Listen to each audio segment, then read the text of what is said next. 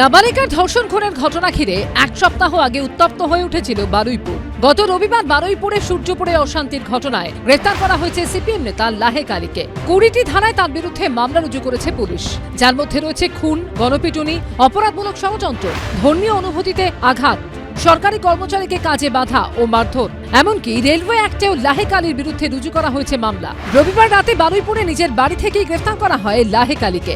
তাকে রাতভর রাখা হয় নরেন্দ্রপুর থানায়। এরপর সকালে পেশ করা হয় বারুইপুর আদালতে। হেলমেট পরে তাকে আদালতে নিয়ে আসে পুলিশ। মিথ্যা অভিযোগ রাজনৈতিক প্রতিহিংসা বাড়ানো হচ্ছে। আপনি প্রতিবাদের মুখ বন্ধ করা হচ্ছে। আপনি উস্কানি দিয়েছিলেন? মিথ্যা, সম্পূর্ণ মিথ্যা অভিযোগ। সম্পত্তি ভাঙচুরের কেস দেওয়া হয়েছে। আপনার এগেইনস্টে রেলওয়ে ট্র্যাকে কি বলবেন? অভিযোগ দেওয়া হয়েছে। সম্পূর্ণ মিথ্যা অভিযোগ, রাজনৈতিক প্রতিহিংসা বাড়ানো হচ্ছে। আপনি উস্কানি দিয়েছিলেন? একদম মিথ্যা অভিযোগ। 7 জুলাই বিজেপির তরফে বারুইপুর থানায় একটি অভিযোগ দায়ের করা হয়। সেই অভিযোগপত্রে নাম ছিল বারুইপুর পশ্চিমের পরাজিত সিপিএম প্রার্থী লাহেক আলী, সিপিএম এর কেন্দ্রীয় কমিটির সদস্য সুজন চক্রবর্তী, সোনারপুর উত্তরের এবারে সিপিএম প্রার্থী মোনালিসা সিনহা ও সূর্যপুরের সিপিএম নেতা সৈফুদ্দিন খানের।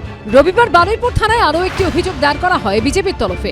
সেই অভিযোগপত্রে নাম ছিল শুধুমাত্র লাহেক আলী। লাহেক আলী একটি ঘটনা, একটা অপরাধিক ঘটনাকে কেন্দ্র করে মানুষকে সাম্প্রদায়িক উস্কানি দিয়েছে এবং গণপিটুনি দিয়ে একজনকে মারার করে ব্যবস্থা করেছে, একজন হিন্দুকে মেরেছে।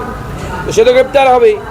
যারা এই ধরনের দাঙ্গা লাগানোর কাজ করবে তাদেরকে ছাড়া হবে না, আমাদের প্রশাসন ছাড়বে না। রাজনৈতিক উদ্দেশ্য মনোভাবে, রাজনৈতিক উদ্দেশ্য প্রণোদিত হয়ে এই গ্রেপ্তার করা হয়েছে।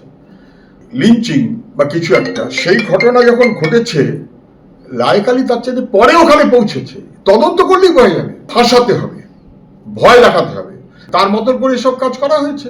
নাবালিকার গণধর্ষণ খুনের ঘটনা ঘিরে তোলপাড় শুরু হয়েছিল বারুইপুরে। পুকুর থেকে নাবালিকার মৃতদেহ উদ্ধারের পরই শুরু হয় বিক্ষোভ। ঘটনাস্থলে পুলিশ এলে তাদের ঘিরেও বিক্ষোভ শুরু হয়। ঘটনার দিন আইজি প্রেসিডেন্সি রেঞ্জ কঙ্কর প্রসাদ বারুইয়ের পাশেও দেখা যায় লাহেক আলীকে। যারা এই ধরনের উস্কানিমূলক বক্তব্য দেবে তার পরিপ্রেক্ষিতে যে ঘটনাগুলো ঘটবে, even up to mob lynching, সেখানে কিন্তু স্ট্রিনজেন্ট অ্যাকশনের কথা বলেছে। আমরা সেই জাজমেন্টটা আজকে কোর্টের কাছে প্রেস করেছিলাম। আমরা 14 দিনের পিসি প্রেয়ার করেছি। লাহেক আলীকে নিয়ে চারিদিকে যা রটানো হচ্ছিল, লাহেক আলীকে এনকাউন্টার করতে হবে, লাহেক আলীকে অ্যারেস্ট করতে হবে, লাহেক আলীকে নামে মিথ্যা কুৎসা রটানো হচ্ছিল। 12 তারিখ একজন ব্যক্তিকে নিয়ে এসে একটা নতুন কমপ্লেন করে সেই কমপ্লেনের বেসিসে লাহেক আলীকে অ্যারেস্ট করা হয়।